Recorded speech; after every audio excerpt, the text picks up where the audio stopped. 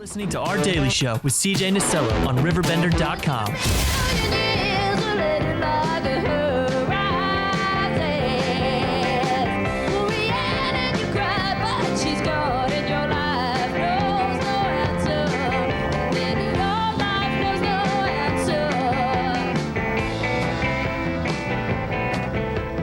Oh, 10. We are on time. Look at that.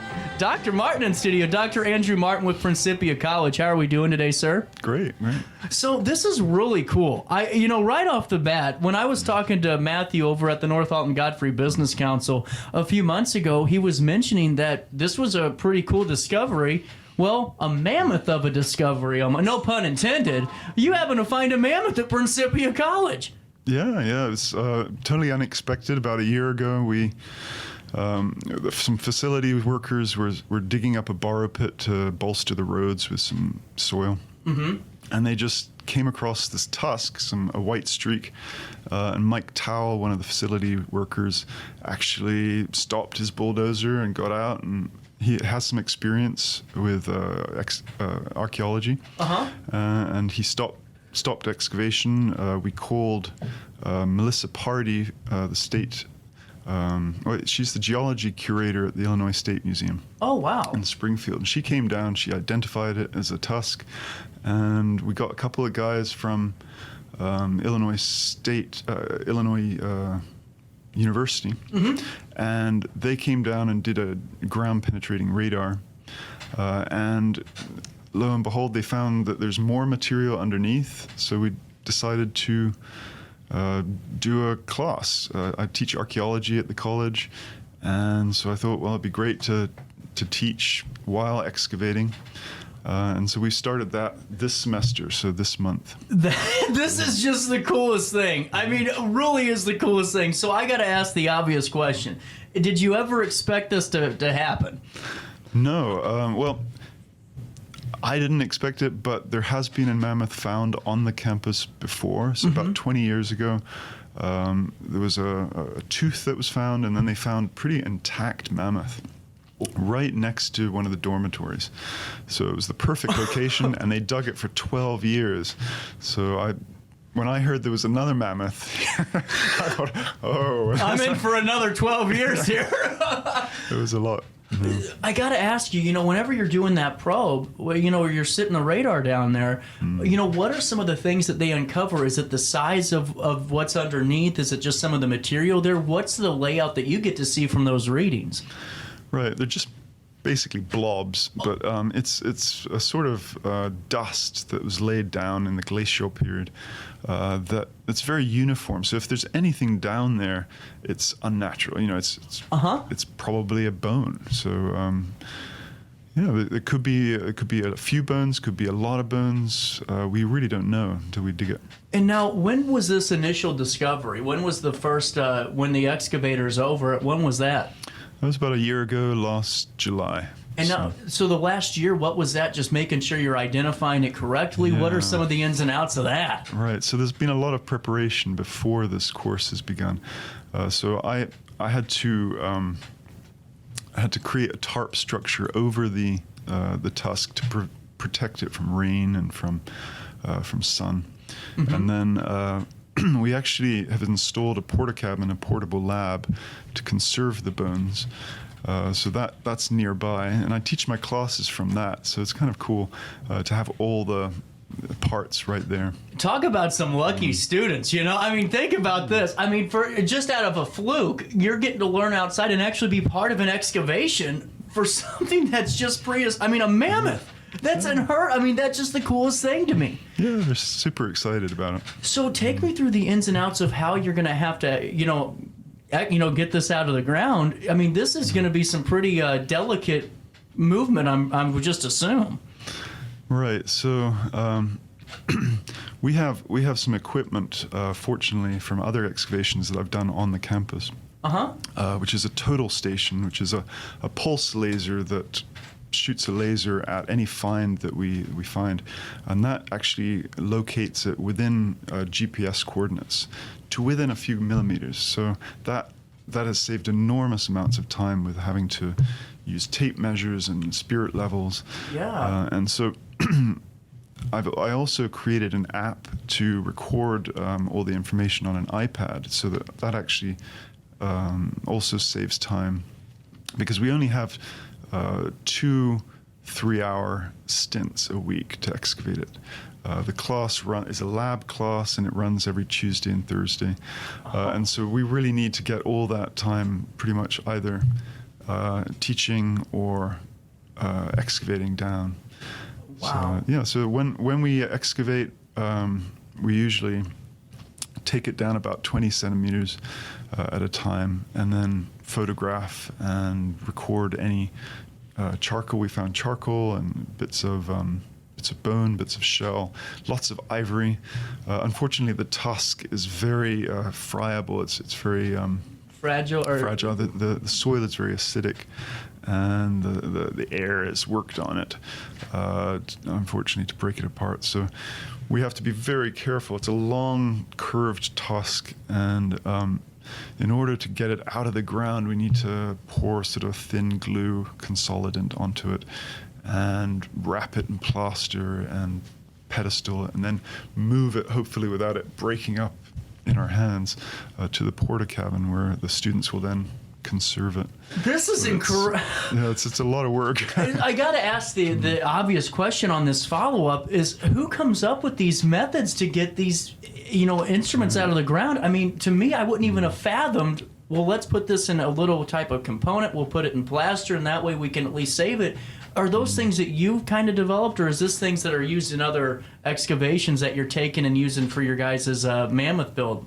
Right. Well, Melissa Pardee, the geology curator at the State Museum, she has been enormously helpful. She's actually come down to see us twice. So first to identify the tusk, and last week she came down and taught us how to plaster bones and to preserve them. So I have some help. Right.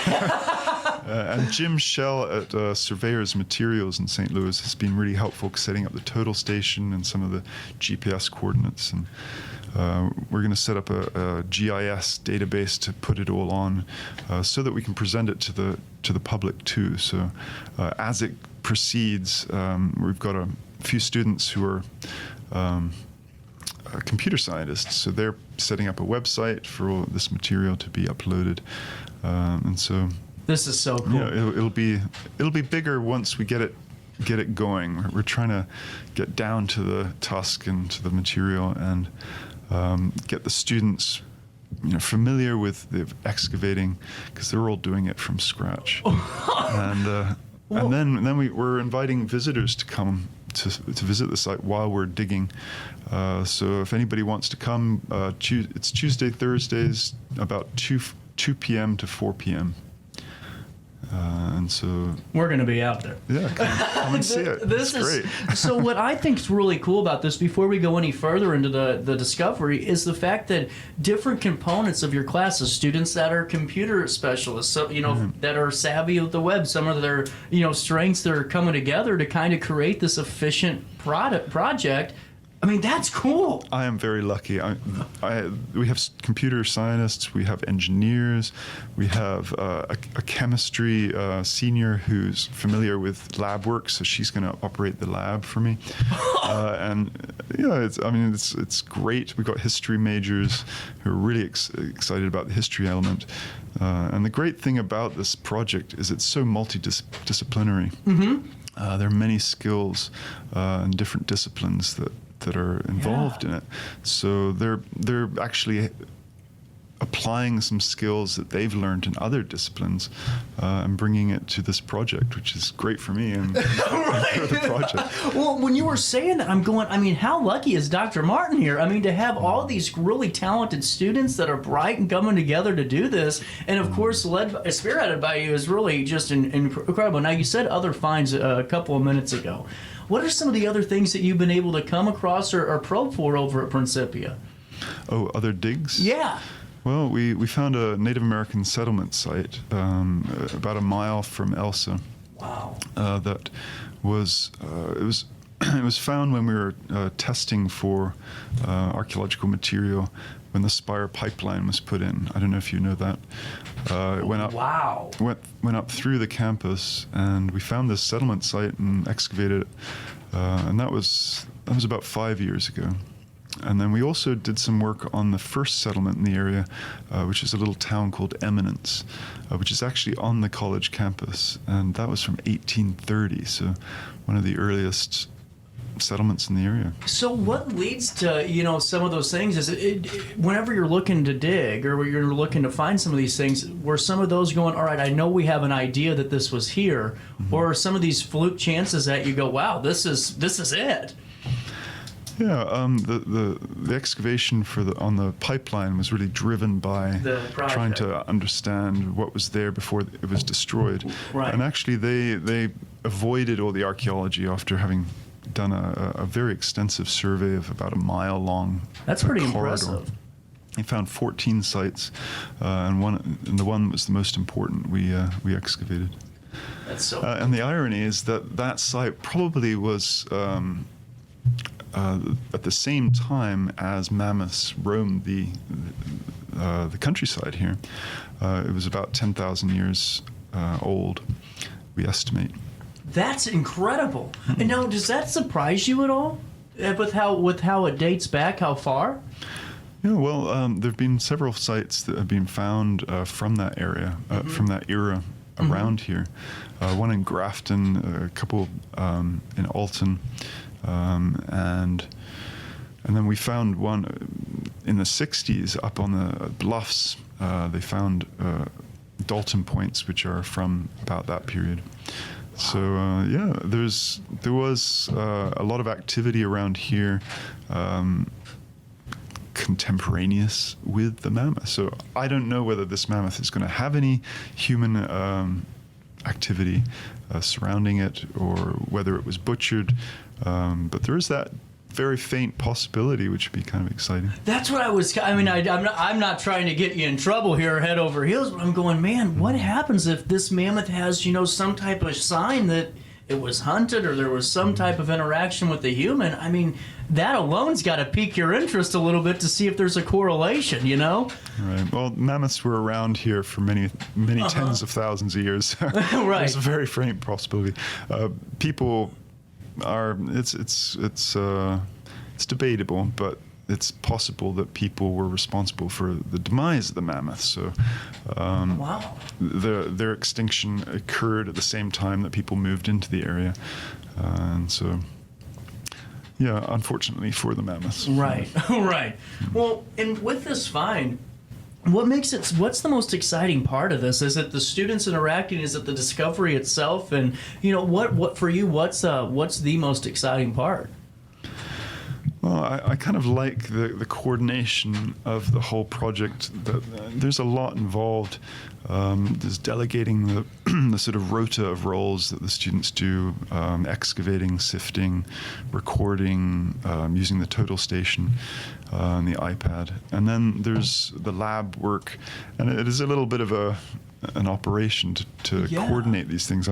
After each class, I'm flat on my back. I usually fall asleep pretty rapidly. I bet. But it's fun to get to hear their enthusiasm about the project, and to just see every day new things coming up out of the ground. I mean, this last week we found some bones which we didn't know that we would find. So that's exciting. We're jacketing those now. How big of a plot is this where the mammoth is over at the campus? Is it a pretty large space? Well, the borrow pit is quite large. Uh-huh. Yeah. So they've been digging it for 10 years or so. So we don't unfortunately know how deep the thing is, because the old surface, of course, has been brought down. But it was great for us because it's all on the level, because the whole surface of the pit has been brought down. And so we don't have to dig down to get to it. Well, that's good. So saves a lot of time, I bet. They did all the soil moving for us, so that's great. How long do you expect this excavation to take? Years, do you think, to get this out, or what are you looking like? It could last just a year if it's just the tusk and a few bones, or it could last, several. We really don't know until we find whether or not there's more material down there. In terms of, things that you've done in your career, is this one of the most exciting finds you've had, or is there a few others that you go, oh, that ain't nothing? Let me tell you about this, saber tooth I found in Wisconsin last week, Right. Well, I'm not a paleontologist. Right. And I usually dig sort of sites from prehistory, from British prehistory. But I did my PhD on the Hopewell culture along the cliffs of the Mississippi, really. Mm-hmm.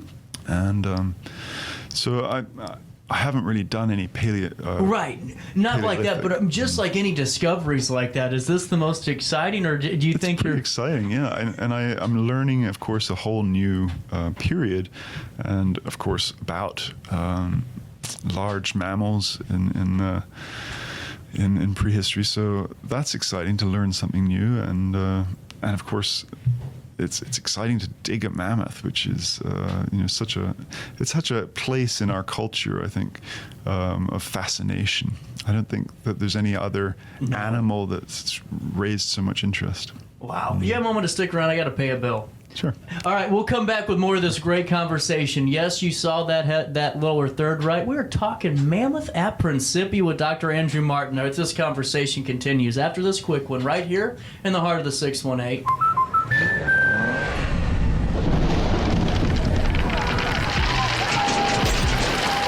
Life's better when you're under our roof. That's because our expert agents will make you feel totally protected with the right auto and home coverage at the right price. Also, you can enjoy the dreams you worked so hard to achieve. American Family Insurance.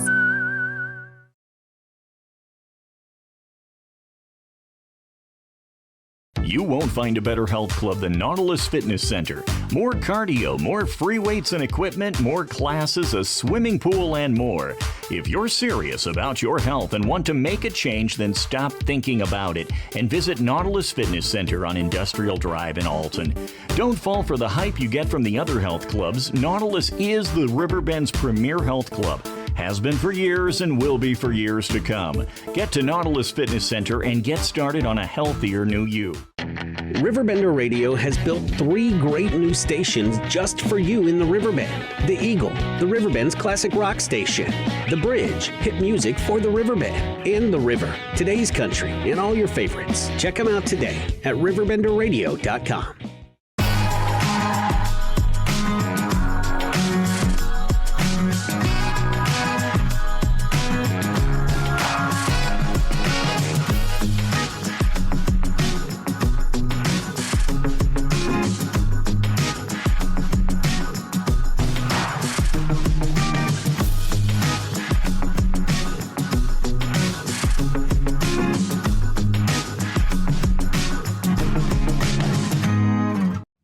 You're listening to Our Daily Show with CJ Nasello on RiverBender.com. Last dance with Mary Jane. One more time to kill the pain.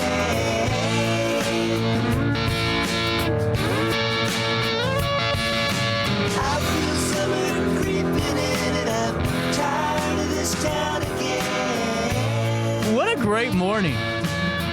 Oh, this conversation continuing at 10:28. And, we were talking on the break, Dr. Martin. You guys are doing 3D scans out there now for this? Yeah, well, it's just an app that I discovered on iPad that has really great functionalism that allows you to create 3D scans. And so we're doing one of each level as we're going down.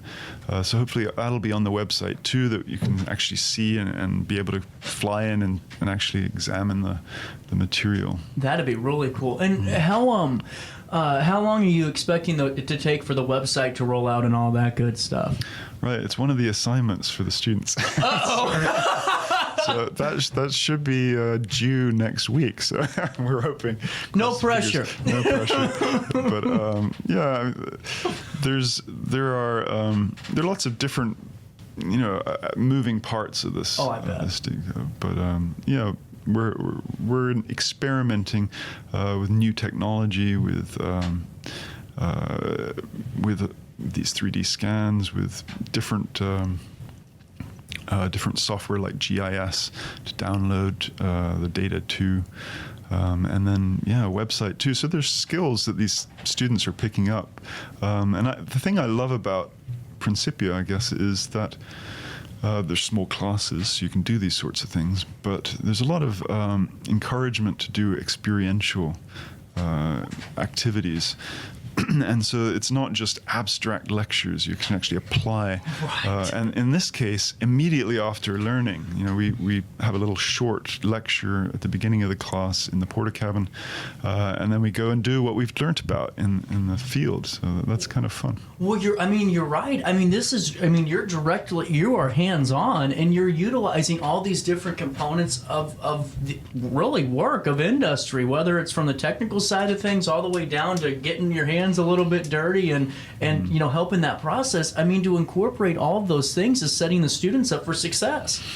Yeah, there are a lot of skills here that are transferable. Yeah. Digging your garden, you can. The best, there are two types of PhDs. There's doctorates and there's post-hole diggers. The world needs both.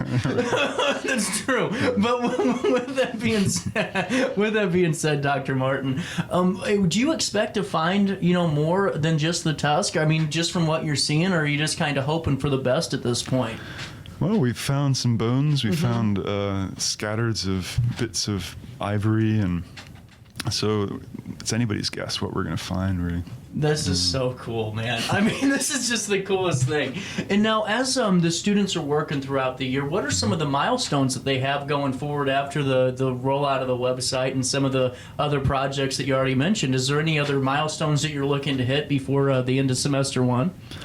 Well, I'm hoping to help them to write an article or a sort of scientific article about what they've been doing and the finds that we've been finding, and so they'll learn that skill too. And I think it's an opportunity to learn so much and apply so many different skills. So yeah. This is why I think it's so exciting. From what I think's cool too is, like you said, you are a paleontologist, so you're kind of, in the thick of it with the students too, and you're all one team on this. And I think that's what's really cool, is to see this project come to life. And who knows what it discovers? But all I know is that you're doing a great job of incorporating all these aspects of, what it takes to research the project, to inform the public of the, the work you're doing, and of course the technical side of things, and making sure that it remains in our history with the website and with everything else you're doing. It's a bit of an onerous task to do it without doing it wrong. And so as an archaeologist, you're basically destroying the past, but you're hopefully getting a record of it that it can be reconstructed. So there's no going back after we dig it to redo it. It'll all be dug up. So. And that's honestly, I never thought about that. You're right. You can't go, all right, take a picture because I think the tusk was exactly right here. So when we put it back, it's got to be, you're absolutely right. With that, do you think you have an idea of, maybe finding some more out there? Or do you, because you found one 20 years ago, or the school did, now you have this one. Does that kind of maybe show a little bit of intrigue of, was this more of a hotbed for mammoths than we thought? Yeah, it's fascinating. There've basically been two holes dug that deep, and both have found mammoths. Right. So, how many others are there on campus? One wonders. It is a bit odd that they're so high up. Usually, if they are injured or are about to die, they go down to the water. And so that was one question that they asked when the first mammoth was found. Why are they up on the cliffs? And very few mammoths actually get attacked and killed because they are so formidable. Right. They were at the very top, the apex of the sort of hierarchy of animals. So there are questions we're asking of this. How did it die? What was it doing there? And how old it is, of course, and hopefully at some point we'll do a radiocarbon date of it so that we can find out how old it is. And now on that too, I've always had a question on carbon dating. How much of a sample size do you need to know that this is an accurate reading, or this is going to be a measurable quantity, or whatever you use for that identification process? Yeah, that's a complex process. It's very expensive to get a radiocarbon date. There's a very sophisticated lab that you have to send it away to, and so you want to get it right. You can get a date with less and less now today material, but it's getting the right material that's important. Well, and that's, and I think that's what's so cool about this is just how articulate you're being with the students. It's not just, oh, we're excited, let's rush through this. No, let's do this the right way. Let's learn this together. Let's add these components to it, and let's inform our public of this really cool find. And I got to ask you before I let you go, because I've been talking to you for a long time. I'm sorry. I told you 10 minutes, and here we are almost 30 minutes later. Okay. Did you ever expect it in this year that on your bingo card did it say finding a mammoth? Nope. I come back from the holidays, I never know what's going to be waiting for me. Last time it was a Native American settlement site. Now it's Mammoth. Who knows what next year's going to bring? With that being said, Tuesdays and Thursdays, the public does have a chance to watch you guys in action, which I think is really, really cool. Yeah, sure. Take us through that, the times again, and where we can find you on the campus. Right. Well, anybody can come and visit from 2 to 4 on Tuesdays and Thursdays. And then what part of the campus are you located on? Right. Just talk to the guard at the front gate, and they'll direct you. They'll give you a map, and it's quite far along the road from the campus, main campus center. But there's a good road to it, so you can come and visit us. Please do. Absolutely. We will definitely be down there. This is super cool. And Dr. Martin, I really appreciate your time on this too, because I don't know anything about paleontology or fossils or any of that good stuff I told you. My dad's a microbiologist. I barely spell the word correctly. But whenever I can learn about things like this that are really just showing how rich, this area's history is, not in terms of just modern history, but prehistoric too, is really cool. And what you're doing with the kids and the students, bringing a team together to excel in different things that they can transfer over later on in life, I think is the coolest part of this whole thing. Yeah, it's a great opportunity. Absolutely. Dr. Martin, thank you so much for your time, man. Appreciate it. Thanks. 10:37, and if you ever have any more updates on this, please come back, because we got to keep telling the public about this. This is cool. Our phone lines, my text line, but I didn't want to overwhelm with questions. At 10:37, we'll take a quick break. All-Star Award next.